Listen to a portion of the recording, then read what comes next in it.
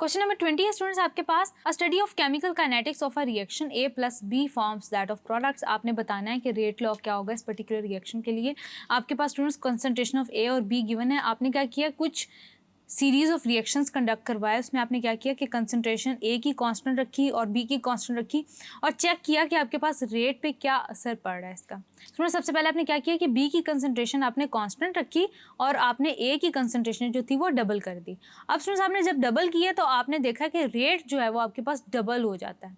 Then students आप क्या करते हैं, आपने देखा कि B की वैल्यू को आपने क्या किया कि 1 की वैल्यू को कांस्टेंट रखा एंड देन स्टूडेंट्स आप उससे कंपेयर करेंगे कि आपने B की कंसंट्रेशन को डबल किया तो आपके पास जो रिएक्शन रेट है वो डबल हो गया। यानी कि स्टूडेंट्स मैं ये कह सकती हूँ कि आपके पास रेट डिपेंड कर रहा है with the first power of concentration of the reactant A as well as the first power of concentration of reactant B। दोनों की फर्स्ट पावर से रिलेट कर रहा है। यानी कि इसके लिए जो रेट लॉ है मैं कुछ ऐसे लिख सकती हूँ, rate is directly proportional to the first power of concentration A। Then students आपके पास first power of concentration B। यानी कि स्टूडेंट्स इसके लिए मैं रेट इक्वेशन लिखूँ तो rate would be equal to K into A 1, then आपके पास B रेज़ टू पावर 1 आ गया।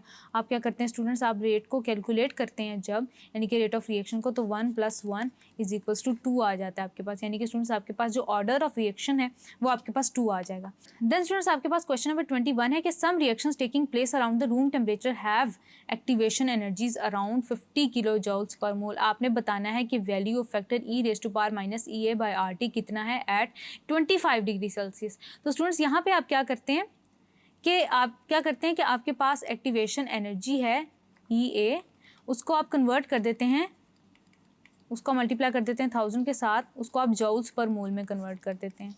यानी कि आपके पास आ जाता है 50,000 जूल पर मोल। एंड देन स्टूडेंट्स आप क्या करते हैं कि इसको आप कन्वर्ट करते हैं पहले 50,000 जूल पर मोल में। देन स्टूडेंट्स आप क्या करते हैं, टेम्परेचर कैलकुलेट करते हैं। टेम्परेचर आप कैलकुलेट करते हैं 25 में ऐड कर देते हैं आप 273 केल्विन में, क्योंकि आपने कन्वर्ट करना है। स्टूडेंट्स आप क्या करते हैं कि 273 + 25 ये आपके पास आ जाता है 298 केल्विन। 298 केल्विन आ जाता है स्टूडेंट्स आपके पास। आपने क्या करना है कि आपने जो नेचुरल बेस है उसकी आपने वैल्यू कैलकुलेट करनी है, माइनस EA यानी कि 50,000 डिवाइडेड बाय R। आपके पास है 8.314 जूल्स पर मोल पर केल्विन। देन स्टूडेंट्स इसको आपने मल्टीप्लाई कर देना है 298 से। तो स्टूडेंट्स आप क्या करेंगे, इसको फिर कैलकुलेट करेंगे, इसको आप कैलकुलेट करेंगे तो आ जाएगा आपके पास 298 मल्टीप्लाई बाय 8.314, तो ये आपके पास 2477 आ जाता है। 50,000 डिवाइडेड बाय 2477, तो ये स्टूडेंट्स आपके पास 20.18 आ जाता है। E raise to power minus 20.18। इसको स्टूडेंट्स आप जब कैलकुलेट करेंगे नेचुरल बेस ऑफ लॉगरिथम को, तो स्टूडेंट्स आपके पास आ जाएगा 1.72 into 10 raise to power minus 9। अब स्टूडेंट्स आपने यही फैक्टर कैलकुलेट करना है 35 डिग्री सेल्सियस पे और 45 डिग्री सेल्सियस पे। सबसे पहले आप टेम्परेचर के लिए कन्वर्जन कर लेते हैं। टू 35 डिग्री सेल्सियस के लिए आपने किया 35 + 273, आपने इनको ऐड कर लिया तो आपके पास आ जाएगा 273 + 35, ये आ गया आपके पास स्टूडेंट्स 308। देन स्टूडेंट्स आपके पास आपने टेम्परेचर कैलकुलेट करना है 45 डिग्री सेल्सियस पे। 45 + 273, 45 + 273, ये आपके पास आ गया 318 केल्विन। देन आपके पास आ जाता है 308 केल्विन।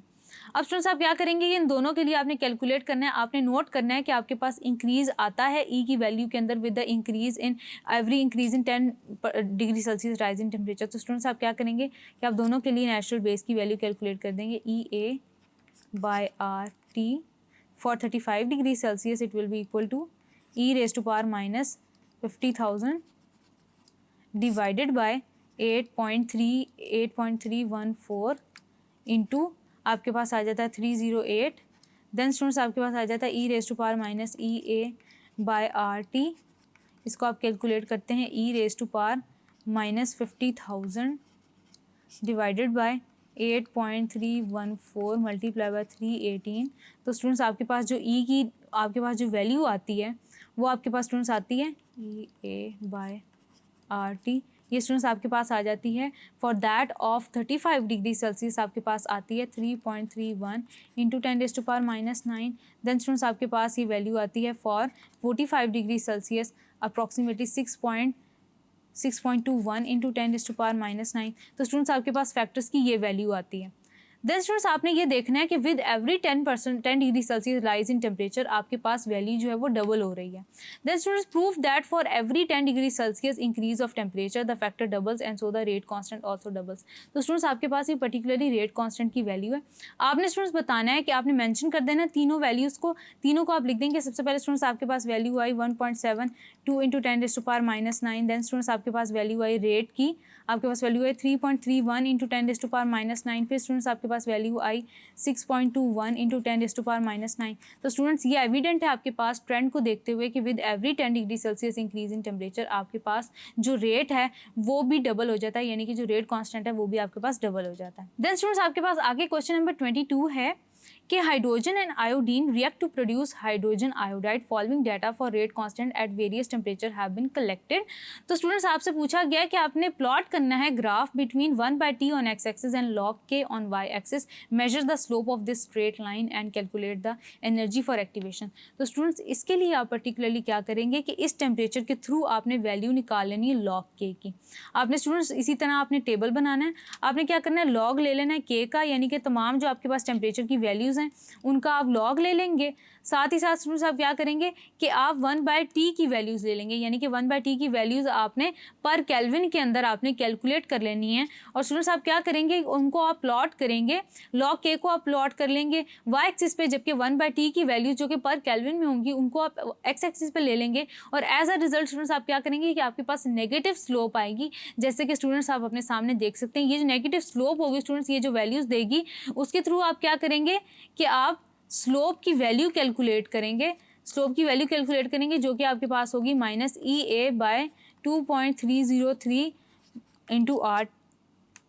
जैसे कि स्टूडेंट्स आपसे पूछा गया कि मेजर करें slope of the straight line and calculate the energy of activation, यानी कि स्टूडेंट्स आपने क्या करना है स्लोप कैलकुलेट करनी है और उसके थ्रू आपको स्टूडेंट्स एनर्जी ऑफ एक्टिवेशन पता चलेगी, जिसको आप इन दोनों क्वांटिटीज़ को आपस में मल्टीप्लाई करके फाइंड आउट कर पाएंगे। So students that's all for today. I hope कि आपको मेरा समझाया हुआ एक क्वेश्चन बहुत अच्छे से समझ आया होगा। This is your on screen chemistry instructor Imsha Sir signing off from tutorial.pk. Inshallah we'll see you in the next video with next chapter. Till then take care. Allah Hafiz.